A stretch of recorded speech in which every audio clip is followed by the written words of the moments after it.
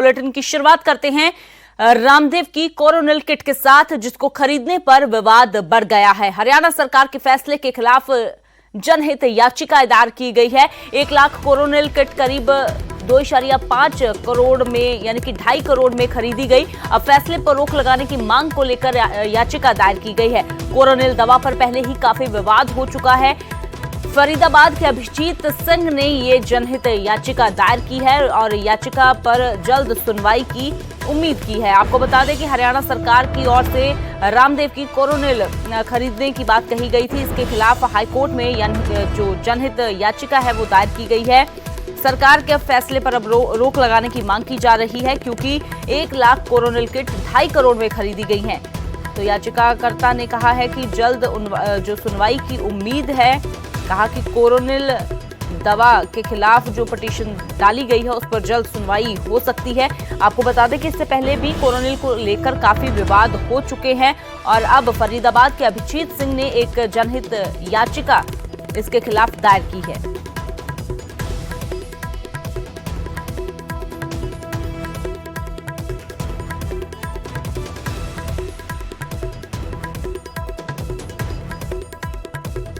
और अब बात करते हैं देवभूमि हिमाचल की, जो अनलॉक की ओर बढ़ने लगी है। कोरोना के मामले घटने के बाद कोरोना कर्फ्यू में कई रियायतें दी गई हैं। सोमवार यानी कि 14 जून से सरकारी दफ्तरों में 50% कर्मचारी आएंगे। अभी तक 30% कर्मचारी ही दफ्तरों में आ रहे थे। प्रदेश में मंदिर अभी भी बंद रहेंगे। शादी समारोह के लिए बंदिशें जारी रहेंगी। 20 लोग ही शादी में शामिल हो सकेंगे। बाहरी राज्यों से हिमाचल आने के लिए अब RT-PCR टेस्ट की जरूरत खत्म कर दी गई है, लेकिन ई-पास अनिवार्य रहेगा।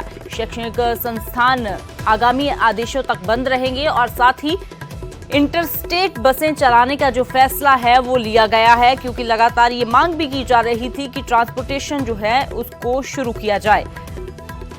तो 50% कैपेसिटी के साथ बसें चलेंगी। बसें चलाने को मंजूरी मिल चुकी है। RT-PCR टेस्ट की जरूरत अब खत्म हो गई है। अगर आप हिमाचल जाना चाहते हैं तो अब आपको RT-PCR टेस्ट की जरूरत नहीं है, लेकिन कोरोना नियमों का पालन आपको जरूर करना होगा। तो अनलॉक की ओर बढ़ने लगा है हिमाचल। इससे पहले अलग अलग प्रदेश, अगर बात की जाए पंजाब की, हरियाणा की, चंडीगढ़ की, वहां पर कोरोना के कम होते मामलों को देखते हुए रियायतें दी गई हैं। तो अब देवभूमि हिमाचल भी अनलॉक की ओर बढ़ने लगी है। जो नई रियायतें हैं वो सोमवार से यानी कि 14 जून से लागू होंगी। बंद रहेंगे। जो पुरानी बाकी रिस्ट्रिक्शन है वो बंद रहेंगे। धार्मिक जो है बंद रहेंगे। जिम, कोचिंग क्लासेस वगैरह दूसरी तीसरी सब बंद रहेंगे धीरे धीरे, क्योंकि अभी भी 6000 का आंकड़ा है पॉजिटिव का। इसलिए जब तक ये नीचे नहीं आता तब तक जो है रिस्क नहीं लिया जा सकता है।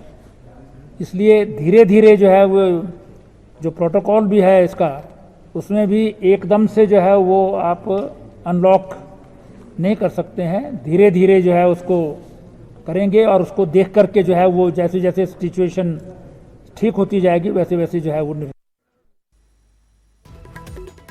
तो फिलहाल सीधा रुक करते हैं। रणबीर हमारे सहयोगी शिमला से जुड़े हुए हैं। तो रणबीर, हालांकि बहुत ज्यादा रियायतें तो नहीं दी गई हैं, लेकिन अनलॉक की ओर जरूर बढ़ना शुरू हो गया है हिमाचल। तो फिलहाल क्या कुछ जानकारी?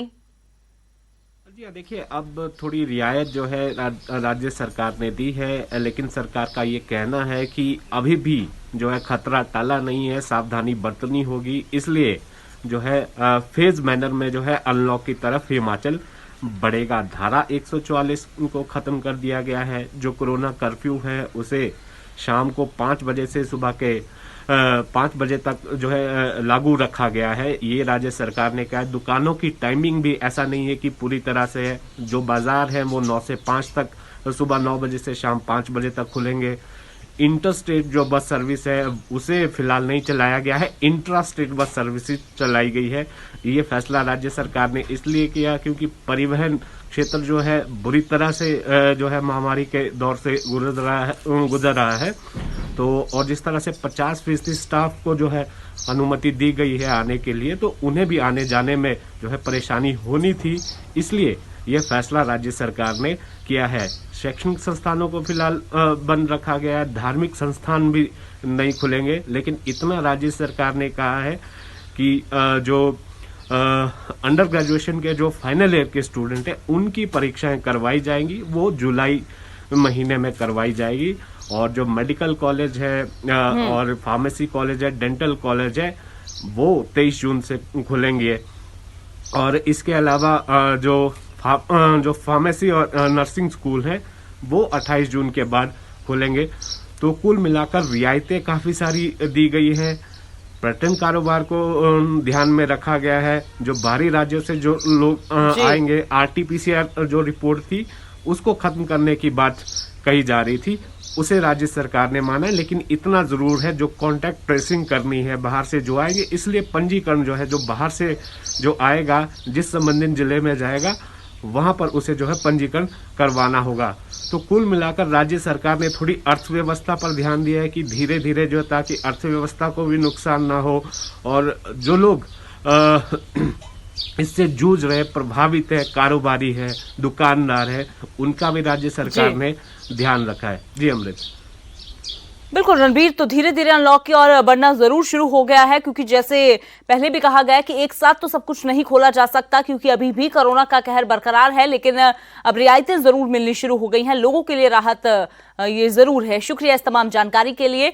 तो फिलहाल अब हिमाचल भी अनलॉक की ओर बढ़ना शुरू हो गया है। कोरोना के मामले घटने के बाद कोरोना कर्फ्यू में राहत जो दी गई है, सोमवार यानी कि 14 जून से सरकारी दफ्तरों में 50% कर्मचारी आएंगे। अब 50% लोगों के साथ बसें भी चल सकेंगी, लेकिन धार्मिक स्थल बंद रखे हैं। अभी 20 लोगों के साथ ही जो शादियां अभी होंगी, लेकिन RT-PCR टेस्ट की शर्त जो है वो खत्म कर दी गई है बाहरी राज्यों से आने वालों के लिए।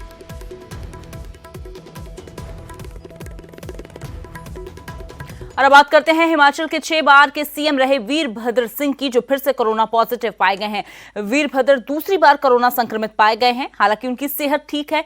वीरभद्र सिंह ने ट्वीट कर कहा कि मां भीमकाली के आशीर्वाद और डॉक्टरों की देखरेख में स्वस्थ हूं। दरअसल वीरभद्र सिंह की देखभाल करने वाली नर्स 3 दिन पहले संक्रमित मिली थी। इसी नर्स ने वीरभद्र सिंह का सैंपल लिया था और इस बार वीरभद्र सिंह की पत्नी भी कोरोना पॉजिटिव पाई गई है। बता दें कि पूर्व CM 12 अप्रैल को कोरोना संक्रमित हुए थे। शिमला से शिफ्ट होने के बाद उन्होंने चंडीगढ़ से सटे मोहाली के मैक्स अस्पताल में अपना इलाज करवाया। 2 सप्ताह तक इलाज के बाद वे शिमला लौटे थे, लेकिन कुछ दिन बाद ही शिमला में उनकी तबीयत जब नासाज हो गई तो उन्हें IGMC में भर्ती करना पड़ा। हाल ही में प्रदेश के मुखिया जयराम ठाकुर IGMC जाकर उनका हालचाल जानकर आए हैं। गुरुवार को उनका सैंपल लिया गया और उनकी जो कोरोना रिपोर्ट है वो फिर से पॉजिटिव आई है।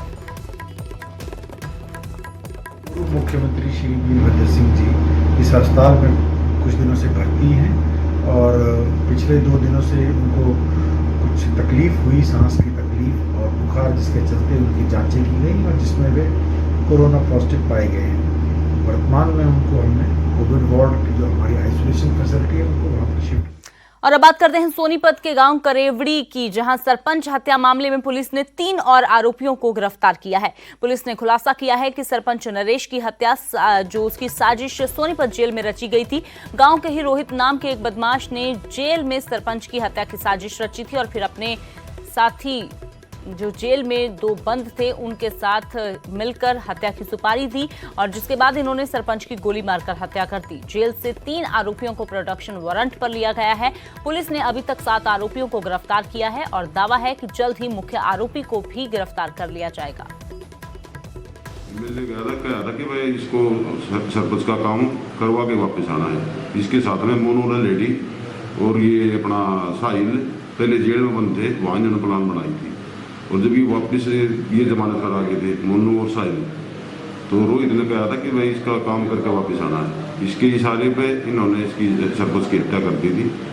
ये कल हमने प्रोग्रेस वार्ड पर लेकर के, इसमें जो इसके साथी अपना रोहित के साथी राकेश काड़ा, दीपक फोर्ड, ये भी षड्यंत्र में शामिल थे। इनको भी गिरफ्तार किया है, 1 दिन के रिमांड में थे। और अब बात करते हैं हिसार की, जहां 26 साल की एक महिला ने अपने 4 साल की बेटी के साथ जहर निगलकर आत्महत्या कर ली। ये सनसनीखेज मामला जिले के रोहनाथ गांव से सामने आया है। मृतक रवीना ने मौत को गले लगाने से पहले व्हाट्सएप पर वीडियो स्टेटस डाला और 2 पेज का सुसाइड नोट लिखा, जिसमें रवीना ने लिखा कि मेरी मौत के लिए मेरे अपने लोग जिम्मेदार हैं। इन लोगों ने मिलकर मुझे इस कदर तंग किया कि मैं मरने को मजबूर हो गई। मेरी मौत के लिए मेरी सास, जेठ, जेठानी, दोनों ननद व मेरा पति जिम्मेदार हैं। मुझसे अब और सहन नहीं होता। मैं जा रही हूँ आप सबसे दूर अपनी बेटी के साथ। इस घटना के बाद मृतका के पिता की शिकायत पर बवानीखेड़ा पुलिस ने ससुराल वालों के खिलाफ रवीना को दहेज के लिए लगातार प्रताड़ित करने और आत्महत्या के लिए उकसाने का मामला दर्ज कर लिया है। क्या करूं? हाँ जी, गुड़िया ने सुसाइड नोट में और वीडियो भेजा है मेरे पास, उसमें यही कारण दर्शाए उसने। क्या कहा है उसमें? उसने अपनी सास, अपने जेठ जेठानी और 2 ननद है और पति, इनका नाम लिया है। 3-4 बार पहले भी हमारी पंचायतें हो चुकी है, लेकिन उन्होंने अपनी गलती मान के बोले आगे से नहीं करेंगे। अभी कुछ दिन पहले ये वो बात हुई थी।